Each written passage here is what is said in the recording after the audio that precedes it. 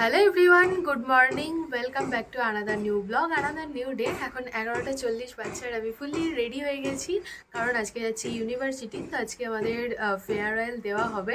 আমি ব্লগটা কোন ঘর থেকে স্টার্ট করব সেটাই বুঝতে পারছিলাম না, কারণ এদিকেও চলছে কনস্ট্রাকশন, ওদিকেও চলছে কনস্ট্রাকশন। তো ব্যাকগ্রাউন্ডে আওয়াজ কিছু কিছু আসবে, প্লিজ ওটা তোমরা ইগনোর করো। এনিওয়েজ, তো আজকে সকাল সকালই উঠেছি ঘুম থেকে। এই 2-4 দিন মামার বাড়ি থেকে ঘুরে এলাম, তো ঘুম থেকে ওঠার অভ্যাস একটু নষ্ট হয়ে গেছে, তার জন্য আজকে সকালে উঠতে একটু প্রবলেম হচ্ছিলো, বাট তাও ওই 8:10-15 করেতে আমি উঠেই পড়েছিলাম। দেন বসেছিলাম এডিটিং নিয়ে। তো এডিটিং করতে গিয়ে আমার অনেকটাই দেরি হয়ে গেছে। যখন এডিটিং কমপ্লিট হলো ঘড়ির দিকে তাকালাম, তো দেখছি 11:15 বাজছে। দেন ঝটপট করে স্নান করে ফ্রেশ হয়ে আর রেডিও হয়ে গেছি। একটু লেট তো করেই ফেলেছি, কারণ অলরেডি 11:40। তো আর বেশি বক বক করে সময় তো নষ্ট করবো না, এখন চলো ইউনিভার্সিটি যাই, বাদবাকি ব্লগটা ওখানে কন্টিনিউ করবো। অর্পিতা অলরেডি বেরিয়ে গেছে।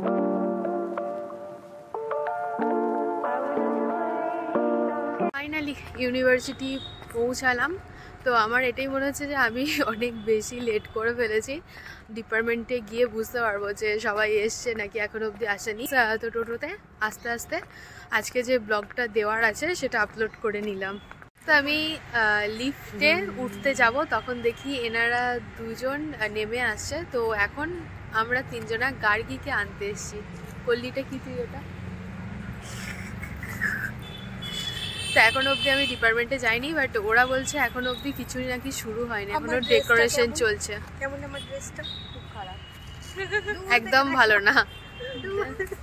আয় আয় আয় আয় আয় আয় আয়।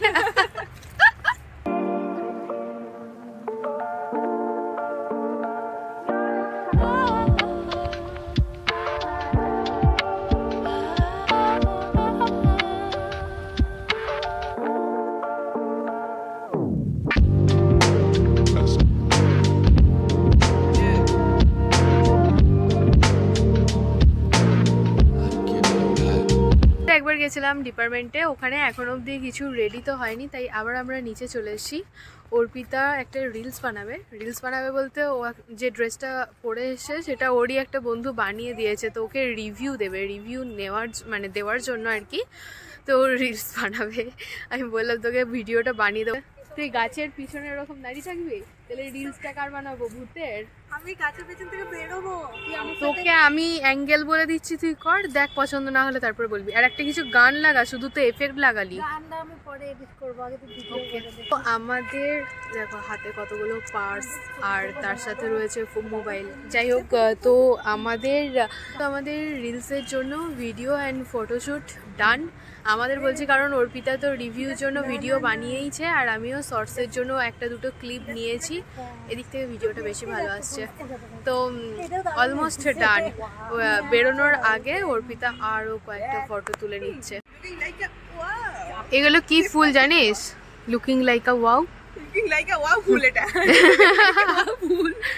তো ওরা লাস্ট এই কি হচ্ছে অর্পিতা? আছে গন্ধ, মোর ভিতরে পোকা থাকবে, সবকটা মরবে, এও মরবে, ও মরবে। চল এবারে যাবি? আর কোথাও বাকি আছে ফটো তুলতে? Bye bye guys. এত টাকা পয়সা তোর কাছে? হ্যাঁ, এত টাকা পয়সা আমার কাছে। এই দেখ, আম্বানি মেয়ে জাম্বানি হয়ে গেছে।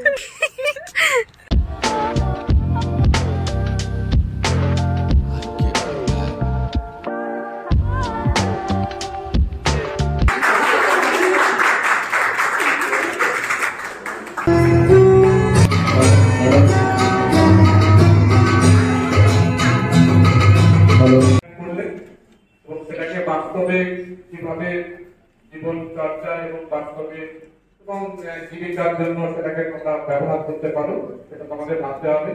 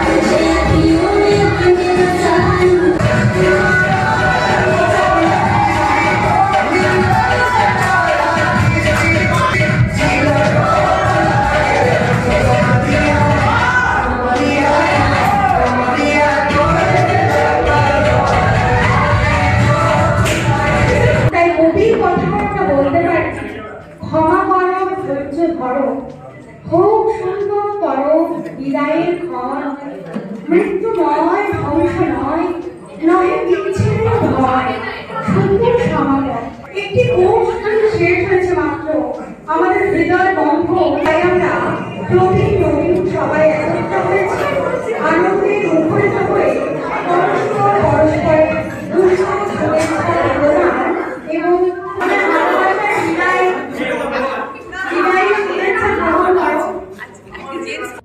নাম হলো চিত্রবর্ণের আগে দিকে আমাদের বিদায় শুভেচ্ছা দিচ্ছে বিভাগীয় অবকাশীরা।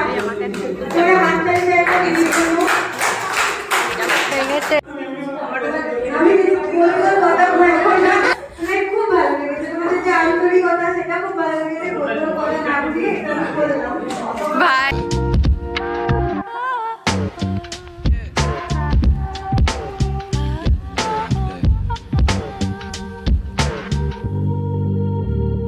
One eternity later. তো আমরা এখন বসলাম, ওপেনটা উল্টো দিকে করছি।